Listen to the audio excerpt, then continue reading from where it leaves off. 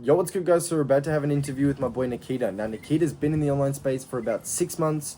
We're going to go into depth a little bit about his journey, how it was for him, and some of the wins, some of the downfalls, some stuff he struggled with. So sit back, get ready, and take a listen. Yo, what's going on, guys? So today I'm here with Nikita. Now, Nikita, what were you doing before this for a job? Because obviously you're not working in the trades anymore. Yeah, so I was a tiler really by trade. I mean I was hopping from trade to trade, but the last trade I left on was a tiler really. Yeah. How, I guess, why'd you choose tiling as a job?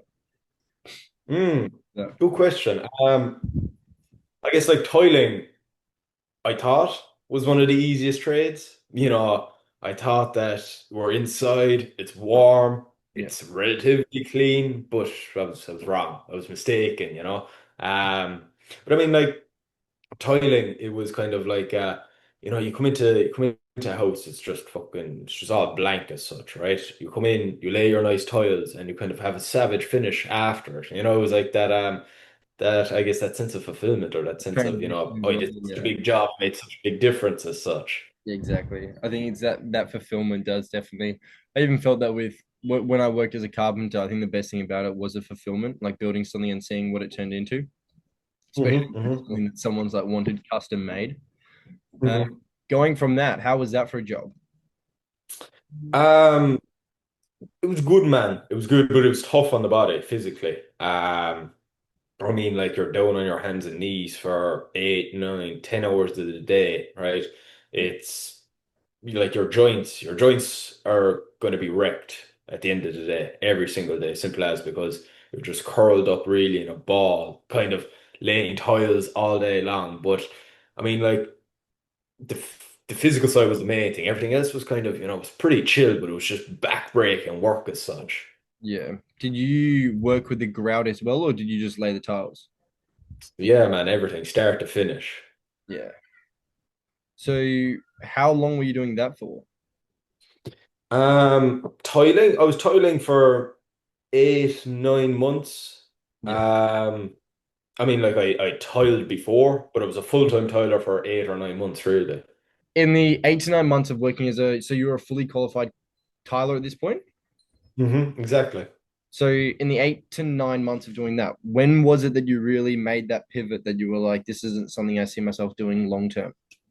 Good question. I mean, I came into the job knowing it wasn't a long-term thing, right? I came into the job knowing there was something had to change somewhere at some time, right? But I didn't really know what to do. I mean, like, it was probably, it was probably about, I'd say, 6 months into tiling when I Yeah. actually came across a path then to actually go down, which was high ticket sales as such. Yeah. I guess was it over time that it kind of, would I be right to say that it just took a toll on your body? Big time, big Yeah. time. I mean, like a little story. I was 19 when I was tiling, and so I only turned 20 recently, but I was 19, and I was after a hard week, all week, busy, busy, busy, whatever. And we were off the Saturday and the Sunday, and I remember I was lying in my bed Sunday night, and my knees were absolutely killing me. Like I couldn't bend my legs because I was just in so much pain as such, and um that was really like the tipping point for me. I said, look, I'm only 19. I'm sat here after being off for 2 whole days. My knees are still sore. Yeah. What am I going to be like in another 3, 4, 5 years? When you started, did you try to learn it yourself or did you go straight to getting coaching? Mm. For me, I did my research. I didn't really try to learn it by myself. I did my research. I found out what it was as such, and then I literally just went straight into kind of getting taught, getting mentorship as such. Yeah. Okay. When you first started getting mentored, was there any like challenges that you kind of faced that you didn't expect? Mm. Of course, like, of course. I mean, like a total new industry. It was overwhelming at the start. Like, how am I going to make this work out? Is this actually going to work out? Is this the right thing for me? You Yeah. know? Um, and then I kind of I yeah, I locked in for a month, right? But I brought myself out really. when you burnt out as such, explain that a bit. Did you like overload yourself for too much, or did you?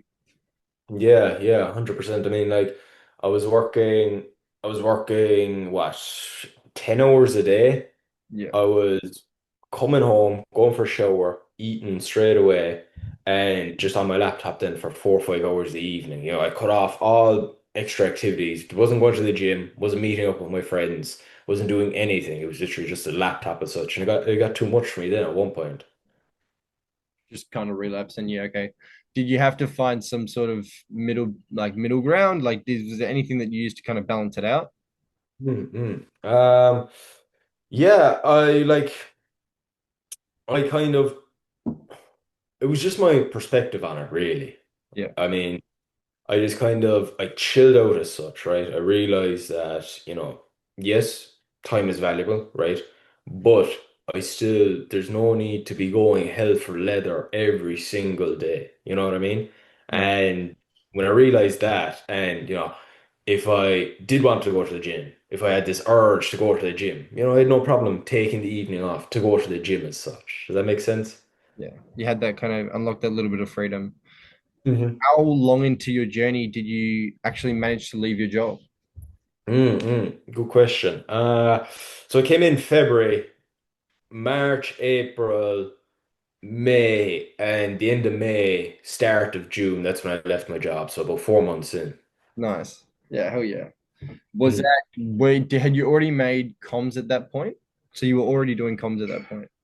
Yeah, yeah, 100%. I actually replaced my income at that point, and I said, look, let's get out here. It's time for me to go as such.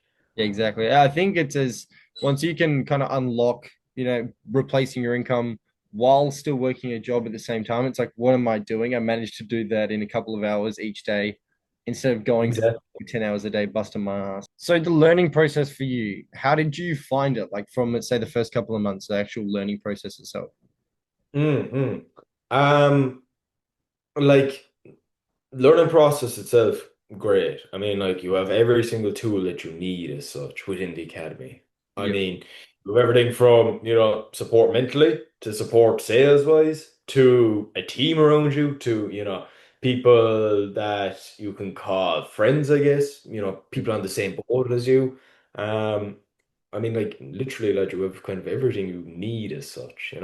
Yeah, I think that's the main thing is just having somebody for each position when you need a lot of people get lost because they're like, am I how do I do this? How do I structure? How do I learn to do PayPal? How do I do all these things? How do I accept payments? Yeah, yeah. You get taught all of that, which is I think a lot of people don't understand. They think they're just gonna have to learn it themselves. That's what getting a coach is for. Mhm. With like what's been your best day so far? Let's say as a closer. Mhm. Best day so far has been two piffs in one day. Well, in less than 24 hours. They were two separate days, but less than 24 hours as such. Which is what, two grand into my pocket Yeah, in exactly. 24 hours. That's US dollars. How was that, I guess, compared to, working as a tiler? hmm Amazing. I remember sitting in this chair and looking at it and I said, holy fuck. I've actually done it. I did it. That Yeah. was me who did that. Did you, at that point, did you ever feel any complacency? Like, did you slow down a bit? Mm. Did you get a bit complacent? Yeah, I Yeah, yeah. hear that happens a bit. Definitely, lad. Definitely, definitely. And like it was a case of, yeah, I made so much money, right? And I didn't really have that hunger because I didn't need to have that hunger. My bills were covered, I could go, I could treat myself, right? There was that hunger kind of disappeared. And to be honest, lad, that was a tough hole to get out of because, it's like you take a slump and then it's another slump and another slump and another slump, and then you have to try build that all the way back up as such. And yeah, lad, I mean, like definitely it's very easy to be complacent when you're your own boss, right? Nobody's telling you what to do. No one's telling you to clock in or to be here at this time, do that at this time. It's very easy, my man. But It's just again, it's a skill. It's a skill that you have to experience both sides of it to actually master it. Does that make sense? No, of course. No, it does. I do get that. You got to take your time with it. It's not something that just happens overnight. It is a skill-based industry. But the more time and effort you put into taking calls, the learning process, it does Mhm. get easier over time. Mhm. Talking about that, for somebody looking to get started, what's like your number one piece of advice to Yeah, good question. Just do it. Just do it. them? I mean, like, you're always going to have these doubts with anything new you do, right? You're always going to have that voice in the back of your head. Oh, again, what happens if it doesn't work out? What happens if I'm not the right person for it? So on and so forth, right? The only way that you'll truly ever find out is by doing it, right? Because if you don't do it, you're going to have that same voice in the back of your head. What if? What if I did it? And I would fair to say that would eat you up more than the other voice would.